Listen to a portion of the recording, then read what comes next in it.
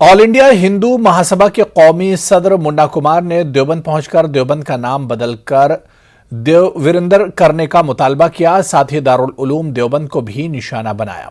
वहीं उन्होंने कहा कि देवबंद की इस्लामी तंजीम दहशतगर्दी को फरोग दे रही है। हम हुकूमत से मुतालबा करते हैं कि ये इदारे को फौरी तौर पर बंद किया जाए। साथ ही उन्होंने मुतालबा करते हुए कहा कि अयोध्या के बाद अब मथुरा की बारी है, जहां एक अजीमुश्शान मंदिर बनाया जाएगा। मुन्ना कुमार ने हुकूमत से आबादी कंट्रोल और यकसा सिविल कोड एक्ट को लागू करने का भी मुतालबा किया। हिंदू महासभा के द्वारा कि इस स्थान का नाम देवबंद से बदल करके देववीरेंद्र इसको रखा जाए, तो हम मांग करते हैं कि अब सरकार दोबारा आ गई है, इसको देववीरेंद्र तुरंत रखा जाए। इसके साथ साथ हम ये सरकार से मांग करते हैं कि भगवान कृष्ण की जन्मस्थली मथुरा में कृष्ण जन्मभूमि पर जो ईदगाह मस्जिद है उसको तुरंत हटाया जाए और उसको हटा करके वहाँ पर भगवान कृष्ण का भव्य मंदिर बनाया जाए। इसके साथ साथ काशी में जो बाबा विश्वनाथ का मंदिर था, जहाँ तोड़ करके मुग़ल शासकों ने वहाँ पर मस्जिद बना दिया, उस मस्जिद को हटा करके उस स्थान पर भव्य बाबा विश्वनाथ मंदिर का निर्माण हो। देवबंद में जो ये इस्लामिक संस्था है, यहाँ पर आतंकवादियों को ट्रेनिंग दी जा रही है, मुसलमानों को आतंकी बनाया जा रहा है, मुसलमानों को हिंदुओं के खिलाफ भड़काया जा रहा है, हिंदुओं की हत्या कराने की षड्यंत्र रची जा रही है। जो देवबंद ये यहाँ की जो ये संस्था है देवबंद की, तो हम ये सरकार से मांग करते हैं कि इस संस्था को इस पर बैन लगाया जाए। यहाँ जो ये केंद्र है इसमें ताला लगाया जाए।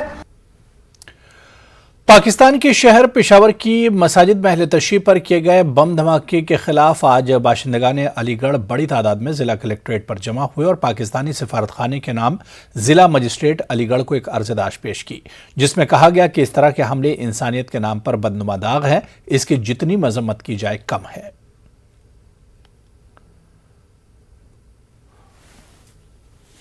एक मेमोरेंडम हम दे रहे हैं प्रेसिडेंट ऑफ इंडिया को पाकिस्तान एम्बेसी के नाम, ताकि वहाँ पर हो रही शियाओं के कत्लेआम के ख़िलाफ़ हम एक आवाज़ उठाना चाहते हैं। हम पाकिस्तान सरकार से ये कहना चाहते हैं कि जो मुसलसल शियाओं पर वहाँ और माइनॉरिटीज़ पर जुल्म हो रहा है, हिंदुओं पर, ईसाइयों पर, शियाओं पर, जो भी पाकिस्तान की माइनॉरिटी है उसको बेदर्दी से कत्ल किया जा रहा है। एक जुमे के दिन आत्मघाती दस्ता गया और वहाँ एक मस्जिद पर बम ब्लास्ट किया गया। उस बम ब्लास्ट में 50 से ज़्यादा नमाजी शहीद कर दिए गए। ये इल्ज़ाम ये लगाते हैं कि भाई शिया को इसलिए मारा जा रहा है कि ये काफिर हैं, और काफिर की दलील ये देते हैं कि लोग नमाज नहीं पढ़ते। तो ज़रा सोचने वाली छोटी सी बात यह है कि जो लोग नमाज नहीं पढ़ते उनको मारने के लिए मस्जिदों में जाया जा रहा है। अलीगढ़ के पुरअमन माहौल को मुख्तर करने की कोशिशें मुसलसल जारी हैं, जहां गुज़िश्ता रोज़ वाशनी कॉलेज में हिजाब पहनकर आई लड़कियों को कॉलेज में दाखिल नहीं होने दिया। वहीं आज अलीगढ़ के गवर्नमेंट इंडस्ट्रियल इंस्टीट्यूट में बुर्का पहनने वाली मुस्लिम लड़कियों के खिलाफ हिंदू तलबा ने गले में जाफरानी कपड़ा यानी गमछा डालकर एहतजाज किया। जब उस्ताद ने मुदाखलत की तो तलबा ने गुस्से में आकर अपने साथियों को बुलाया। इस दौरान जय श्री राम के नारे भी लगाए गए।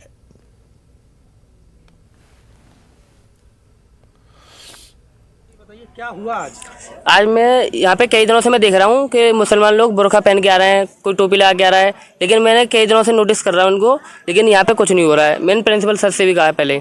आज मैं भगवा पहन के आया तो मुझसे टीचर कह रहे हैं कि इसे उतार लो। मैंने कहा ये नहीं उतरेगा सर, पहले आप बुर्का उतरवाइए जब ये उतरेगा। तो मुझसे ये कह रहे हैं कि नहीं वो नहीं, उनका तो उतर जाएगा। मैंने कहा तब ये उनका उतर जाएगा तभी हमारा उतरेगा, नहीं हटेगा। ये घटना कोई नहीं हुई, बच्चा गमछा पहन के था तो ड्रेस कोड हमारे यहाँ लागू है। और दुर्घटना होने पर ऐसा होता है कि अगर कोई बच्चा अगर प्रैक्टिकल कर रहा है और उसके गले में अगर गमछा पड़ा है या ढीले कपड़े पहने हैं वो, तो उससे एक्सीडेंट के चांस रहते हैं मशीनों पे। इसलिए उस बच्चे से ये कहा गया था कि बेटा गमछा मत पहन के आइए। तो उसने ये कहा कि मतलब मैं तो गमछा पहन के आऊँगा और लोग। मैंने कहा तू, मैं तेरा सर हूँ, गुरु हूँ, मेरी बात मान ले भाई। तो जो हमारे प्रॉक्टर थे उन्होंने कहा कि ये गमछा नहीं पहनना चाहिए, तो फिर बच्चे ने गमछा उतार के रख दिया और कोई बात नहीं है। डिमांड क्या थी बच्चे की? बच्चे की डिमांड तो ये थी कि बच्चा ये कह रहा था कि जो बुरखे में आते हैं वो यहाँ बुरखे में भी नहीं आने चाहिए। तो उनको यहाँ जो नेतागण आ गए थे उन्होंने समझा के बच्चों को शांत करा दिया। और बच्चे ये कह रहे थे उनकी अब सभी कोई भी बुरखे में नहीं आएगा यहाँ और कोई भी गमछा नहीं पहनेगा, ऐसा उन्होंने कह दिया है। नहीं, वो तो ये कह रहे साहब और भी दूर लोग हिजाब में आती हैं, लड़कियाँ वो आती हैं, ऐसा कुछ कह रहे थे, लेकिन हमारे यहाँ ना कोई लड़की हिजाब में आती है। वीडियो में जो दिख रहा है वो वो कोई पुराना वो है, और बाहर का जो इंटरव्यू देने या कोई किसी काम से जो आउटसाइडर आते हैं वो तो किसी भी ड्रेस में आ सकते हैं, लेकिन हमारी जो ट्रेनीज हैं जो ट्रेनिंग ले रहे हैं उन सब के लिए ड्रेस कोड लागू है और सभी ड्रेस में आते हैं, आप देख भी सकते हैं। गाजियाबाद में कई किसान हाईटेक सिटी बिल्डर, सन सिटी बिल्डर और गाजियाबाद जीडीए के खिलाफ कई दिनों से धरना दे रही हैं। बिल्डरों पर इल्जाम है कि किसानों को इनकी जमीन का मुनासिब मुआवजा नहीं मिला, जिसकी वजह से किसान धरने पर बैठे हैं। किसानों ने वार्निंग दी है कि अगर जल्द अज जल्द मामला हल न हुआ तो 25 मार्च तक महापंचायत का इनेकाद किया जाएगा।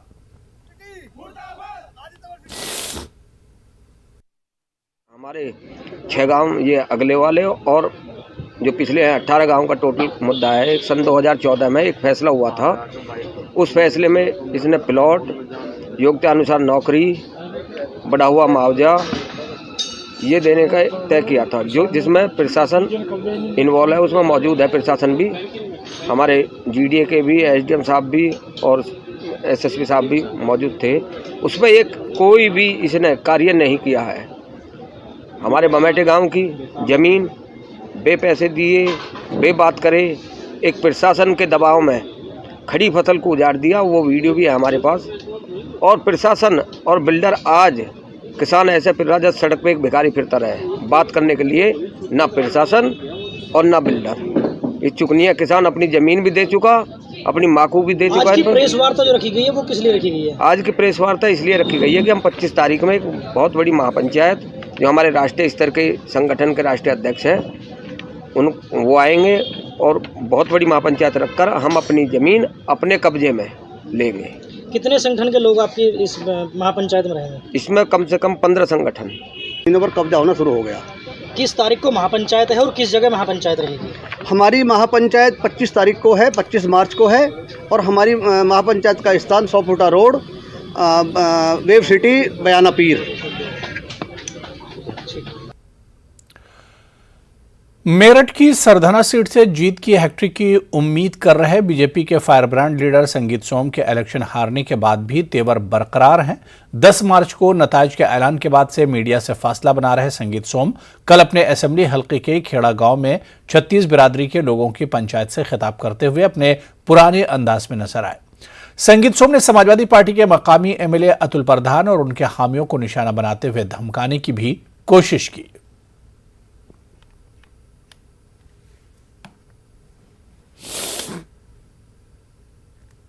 बस एक चीज चाहता हूं आपसे, जितनी तेजी से चल रहा था उससे डबल तेजी से चलूंगा, लेकिन आप एक बार सुन लो, बस एक ही काम करना। जिस तरीके से आज एक आवाज पे खड़े हो गए, जब आवाज मारू बस खड़े हो जाना, बाकी सब बाबा का बुलडोजर, संगीत का डंडा, दोनों बराबर खड़े हुंडई नहीं करने दूंगा, हुंडई नहीं करने दूंगा, चिंता मत करो। लेकिन फिर कहता हूं, मेरी ताकत यही है कि मेरी 36 बिरादरी मेरे साथ मुट्ठी बंद करके, इन्हें मत होने दो मेरे साथ। उधर मेरठ की सरधना असेंबली सीट पर कब्जे की जंग बीजेपी लीडर संगीत सोम और समाजवादी पार्टी लीडर अतुल प्रधान के दरमियान पुरानी सियासी अदावत रही है। पिछले 2 असेंबली इंतखाबात में संगीत सोम से शिकस्त खा चुके समाजवादी पार्टी उम्मीदवार अतुल प्रधान से इस मर्तबा संगीत सोम को शिकस्त दी है और इसके बाद से ही दोनों लीडरों के दरमियान आपसी अदावत अब खुलकर सामने आ रही है। 10 मार्च को नताइज के ऐलान के बाद सरधना असेंबली हल्के के सलावा गांव में दलित खानदान पर हमले और बदसलूकी का मामला पेश आया था। दलित खानदान पर हमले का इल्जाम ठाकुर चौबीसी के लोगों पर लगा था, जो संगीत सोम के हामी कहे जाते हैं।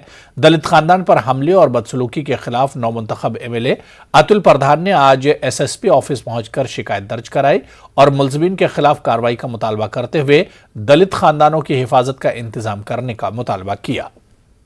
से बौखलाए हुए हैं भाजपा ही हमारे सदना विधानसभा में, और गरीब गुरबा लोगों का उत्पीड़न कर रहे हैं, उन्हें परेशान कर रहे हैं, दिक्कत पैदा कर रहे हैं। तो अभी जिस तरह सलावा गांव में भाजपाइयों द्वारा दलितों के घरों पर हमले किए गए, उनके साथ मारपीट की गई, उसको लेके हम लोग एसपी देहात साहब से मिले थे, अभी उन्हें पूरी जानकारी दिलाई और होली पे पूरी व्यवस्था पुख्ता करने के लिए हम लोगों ने कहा है कि व्यवस्था पूरी पुख्ता की जाए और गरीब लोगों को संरक्षण दिया जाए। उत्तर प्रदेश के असेंबली इंतखाबात में कांग्रेस पार्टी ने 2 सीटों पर कामयाबी हासिल की, जबकि कांग्रेस अपने गढ़ रायबरेली में एक भी सीट नहीं जीत सकी।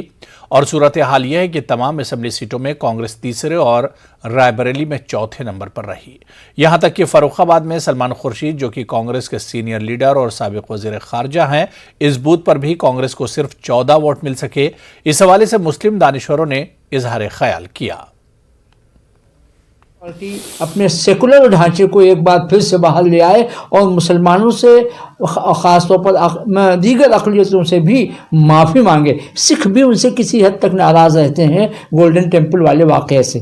तो इन तमाम चीज़ों को मैं ज़्यादा कुछ कतर बहुत ज़्यादा कुछ गौर फिक्र की ज़रूरत ही नहीं है। उसको अपने ढांचे को वापस लाने की ज़रूरत है, अपने उन उसूलों को वापस दोबारा चलने की ज़रूरत है जिन उसूलों के तहत उसने मुल्क को आज़ाद कराया था। मेरा मानना है कि इस बार 2022 के यूपी चुनाव में कांग्रेस लड़ी ही नहीं, उसने यूपी की तरफ अपना ध्यान रखा ही नहीं। यही इसका मेन कारण है केंद्रीय नेतृत्व इनका इतना कमज़ोर हो चुका है और आम आदमी पार्टी आज एक बराबर दर्जे में खड़ी है। कांग्रेस की सरकार भी 2 राज्यों में है, आम आदमी पार्टी की सरकार भी 2 राज्यों में है। तो मेरा मानना है कि कांग्रेस को अपने शीर्ष नेतृत्व में बदलाव करना होगा, जमीनी स्तर के लोगों को लाना होगा, परिवारवाद की राजनीति खत्म करना होगा। यूपी टीजीटी इम्तिहान सन 2021 के नताज अभी तक जारी न किए जाने और हुकूमत की जानिब से टीचरों की भर्ती मुअत्तल किए जाने के खिलाफ इलाहाबाद में टीजीटी उम्मीदवारों ने एहतजाजी मुजाहरा किया। टीचरों का इल्जाम था कि मामूली इंसानी खामियों को बुनियाद बनाकर हुकूमत ने टीजीटी इम्तिहान 2021 के नताज को रोक लिया है। मांग हमारी केवल न्याय की है। हम सब 2021 टीजीटी के परीक्षार्थी हैं और सफल परीक्षार्थी हैं, परंतु की से मैच करने के बाद हमें ये ज्ञात है कि हम लोग सफल हैं, परंतु आज तक बोर्ड ने हमारा रिजल्ट डिक्लेयर नहीं किया है। किन कारणों से नहीं डिक्लेयर किया ये हमें अभी तक नहीं पता। हम अपने हिसाब से ये बता पा रहे हैं कि हाँ, रोल नंबर में एक गोले में गलती हो गई। हमने सही रोल नंबर भी लिखा है, ऊपर सही रोल नंबर लिखा है, पुस्तिका में बार कोड है, बहुत सारी चीज़ें हैं जिससे ये वेरीफाई किया जा सकता है अगर चयन बोर्ड चाहे तो। लेकिन वो तानाशाही पे उतारू है, वो रिजल्ट डिक्लेयर करने को राजी नहीं है। हम इस मांग को लेकर माननीय हाई कोर्ट में गए, हाई कोर्ट ने हमारे पक्ष में फैसला दिया, फिर भी चयन बोर्ड हमारी कोई भी सुनवाई करने को तैयार नहीं है। ये गलती आज हमारे साथ हुई है, आगे जो बच्चे बैठेंगे कल उनके साथ भी हो सकती है, लेकिन इसका मतलब ये नहीं है कि हम टीचर बनने लायक नहीं है या हमें रोल नंबर फिल नहीं करना आता है। अगर हमें रोल नंबर फिल करना नहीं आता तो मेरे टेट के कई एग्जाम क्लियर है, कम से कम 7-8 एग्जाम क्लियर है और मैं खुद बरेली कॉलेज में टीचिंग ये इस तरह के एग्जाम कराती हूँ, लेकिन वहाँ पे हो गई गलती। चयन बोर्ड कितनी गलतियाँ करता है, आंसर कभी पेपर में मिस्टेक, कभी आंसर की रिवाइज आंसर की रिजल्ट बार बार रिवाइज करते हैं। तो ये गलती वो कर सकते हैं बट हम नहीं, हमारी गलती माफ़ नहीं है। और जैसे ही अगर हम फॉर्म भी फिल करते हैं तो संशोधन के मौका हम लोगों को नहीं दिया जाता है, हम दोबारा फीस भरें। लेकिन अगर चयन बोर्ड गलती करता है, विज्ञप्ति जारी करता है, वो संशोधन कर देता है। लेकिन हम लोगों के साथ ऐसा अन्याय क्यों? मानवीय त्रुटि अगर ओमआर सीट पे हो रही है तो सब बराबर हो। बुकलेट वाली गलती मानवीय त्रुटि है, लेकिन अगर रोल नंबर में गलती हो रही है तो वो मानवीय त्रुटि नहीं है। ऐसा क्यों? संविधान में हमारे आर्टिकल 14 में कहा गया है कि बराबर का न्याय हो, लेकिन हमारे साथ अन्याय हो रहा है। गाजियाबाद के इंद्रापुरम पुलिस इलाके में उस वक्त अफरा तफरी मच गई जब एक इमारत से एक नौजवान जमीन पर अचानक गिर गया, जिसकी मौके पर ही मौत हो गई। इस कदर चोट आई कि लाश की शिनाख्त करना आसान नहीं था। फौरी तौर पर इसकी इत्तला पुलिस को दी गई। इत्तला मिलते ही मौके पर पुलिस पहुंची और मामले की जांच जारी है। मेरी ड्यूटी गेट पे थी, मैं गेट पे खड़ा हुआ था तो यहाँ से एक धोबी गया था मेरे साथ में, यहाँ से धोबी गया था भागते हुए। तो धोबी ने मुझे बताया था कि ऊपर से कोई नीचे गिर गया है। मैं उस समय भाग के आया, भाग के मैंने देखा तो यहाँ पूरी तरह से वो गिर गया, वो पेट उसका पूरा फट गया, मुँह भी फट गया, पहचान नहीं हो पा रही है सर। उम्र 25 से 35 साल की लपेट में होगी सर। पुलिस वाले भी जानकारी कर रहे हैं और हम भी साथ में कर रहे हैं। हाँ, बॉडी पोस्टमार्टम के लिए भेज दी, 112 पर फ़ोन करके बुला लिया गया। दो बड़े त्योहार आने वाले हैं। लोग अपने अपने तरीके से इन त्योहार का खैर मकदम करने में लगे हैं। 18 मार्च को जहां एक तरफ होली का त्योहार है तो वहीं शब बारात है। मुरादाबाद में होली के त्योहार से पहले एक जुलूस निकाला गया। ये एकादशी का जुलूस कहलाता है, जो हर साल होली से पहले निकाला जाता है। ऐसा माना जाता है कि इस जुलूस के बाद से रंग खेलने की शुरुआत हो जाएगी। इस जुलूस से मुतालिक एडीएम सिटी आलोक वर्मा ने जानकारी देते हुए बताया कि हर साल ये जुलूस होली से पहले निकाला जाता है। उन्होंने कहा कि हमारी कोशिश है कि ये दोनों त्योहार पुरसुकून माहौल में मनाए जाएं। इसके लिए ड्रोन से भी मदद दी जाएगी और फोर्स भी लगाई जाएगी ताकि किसी भी हालात से निपटा जा सके। दोनों बड़े धर्मों के दो बड़े त्योहार हैं, शब बारात है और होली है, और संजोगन दोनों 18 को ही पड़ रहे हैं। तो हम लोगों ने उसके लिए अलग से एक पीस कमेटी की बैठक भी कर लिया है। जो मुश्किलें थी या जो हमको कठिनाइयाँ बताई गई उसको हम लोगों ने रिजॉल्व कर लिया है, सॉल्व कर लिया है, लोगों से बातें कर ली हैं, और मेरी आशा है कि सकुशल संपन्न होगा दोनों बड़ा त्यौहार। अलीगढ़ मुस्लिम यूनिवर्सिटी के सेंटर फॉर एडवांस स्टडी शुबे तारीख के ज़ेर एहतमाम आज एक बैनुल-अक़वामी सेमिनार बउनवान मुग़लिया दौर में बैनुल मज़ाहिब का मुताला अकबर से दारा शिकोह तक मुनक़्क़िद हुआ। इस सेमिनार में मारूफ मौरिख़ प्रोफेसर इरफान हबीब ने कलीदी खुतबा पेश किया।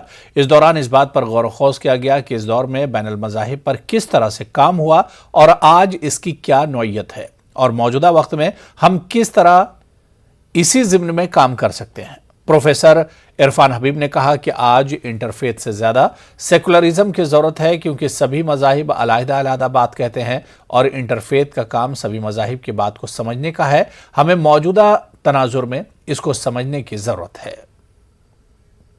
देखिए, सेक्युलरिज्म की ज़रूरत है, इंटरफेथ की तो कोई ख़ास ज़रूरत नहीं है, क्योंकि अगर आप ये समझें कि सब धर्म एक बात कहते हैं तो ऐसा नहीं है।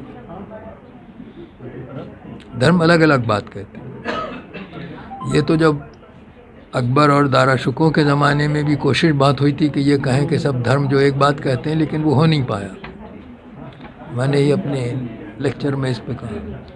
तो ये हम उम्मीद करें कि इंटरफेथ डायलॉग से ये हो जाएगा कि सब धर्म एक बात कहें। ये नहीं है। इंटरफेथ डायलॉग तो इसलिए है कि भाई हम समझें कि दूसरा धर्म वाले क्या कहते हैं। जैसे हिस्ट्री हम पढ़ते हैं अकबर की, वैसे जहाँ तक कि आजकल का कॉन्डक्ट है वो तो हमको सिर्फ सेक्युलरिज्म पे देखना चाहिए कि इस जीवन में, इस दुनिया में इंसान का किस चीज़ से फ़ायदा है। देखिए, हम लोगों ने इसे कंसेप्चुअलाइज़ किया था ये सोच के कि ये हमारी कंट्री जो है मल्टीलिंगुअल है, मल्टी रिलीजियस है, जो हमारे कॉन्स्टिट्यूशन में भी, जैसा कि वाइस चांसलर साहब ने भी फरमाया कि हमारी कॉन्स्टिट्यूशन की भी स्पिरिट यही है कि हम लोगों में आपस में इंटरफेथ डायलॉग होना चाहिए। और उसी सिलसिले में एक छोटा सा अटैम्प्ट ये भी है कि उसको अंडरस्टैंड किया जाए। उस ज़माने में जितनी किताबें लिखी गई हैं, एक दूसरे को समझने की कोशिश की गई है। इरफान साहब ने काफ़ी तफसील में बताया कि किस तरह से अकबर, फिर जहांगीर, फिर दारा शिकोह अद्वैतवाद को किस तरह से समझा उन लोगों ने, वेदांत को, है ना।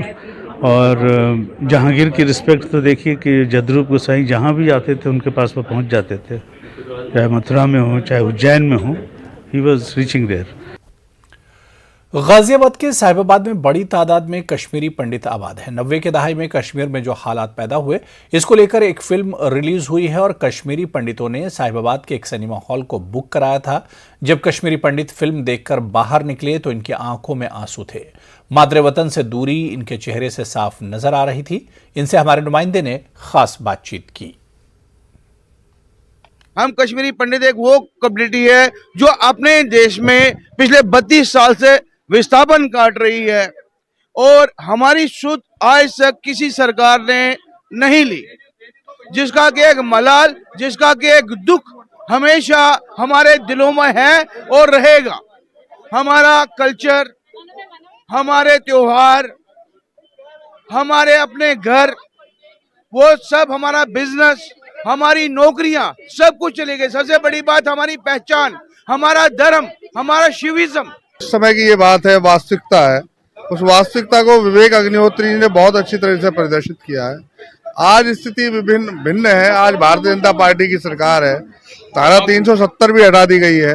अब बहुत मान सम्मान वापस स्थापित करने का प्रयास किया जा रहा है, लेकिन उस समय तत्कालीन कांग्रेस सरकार में जिस प्रकार का विभत्स घटना हुई है वो वास्तव में बहुत शर्मनाक है। जो पिछले 47 से लेकर पिछले 4 साल तक छुपाया था, जो कुछ हो रहा था वहाँ वो सब छुपाया था।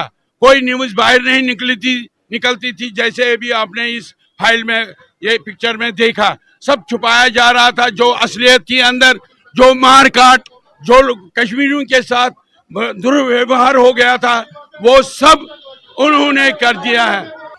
When I leave Kashmir, I was reading only 8th class. My grandmother, she was every time telling me कि when we will go back to our home, Kashmir, Kashmir, Kashmir. तिमन मारा ओस त्यूता दिमागस मज असर सोमत कि तिमस में वना हमेश कश्मीर कश्मीर कश्मीर। वहाँ पे जो हुआ वही हमें दिखाया उन्होंने। ये हमारे सब जो यहाँ के लोग हैं उनको भी ये देखनी चाहिए ये पिक्चर। ये छुपा के रखा था हमारे लिए। हमारे बच्चे पूछते हैं कि आपके साथ ये क्या हुआ था। हमारे बच्चों को पता चला आज कि ये क्या हुआ हमारे साथ। मैं पूरे भारतवर्ष के हिंदुओं से रिक्वेस्ट करता हूं, प्लीज ये फिल्म देखिए। ये इसमें भी कम दिखाया गया, लेकिन जितना दिखाया गया देखो, अपनी आंखें खोलो। अगर नहीं खोलोगे तो आज से डाउन द लाइन 20 साल बाद आपका यही नंदी मर्ग और यही बारामूला आपका साहिबाबाद बनेगा। चलिए यहां पर रुकेंगे फिलहाल छोटे से ब्रेक के लिए।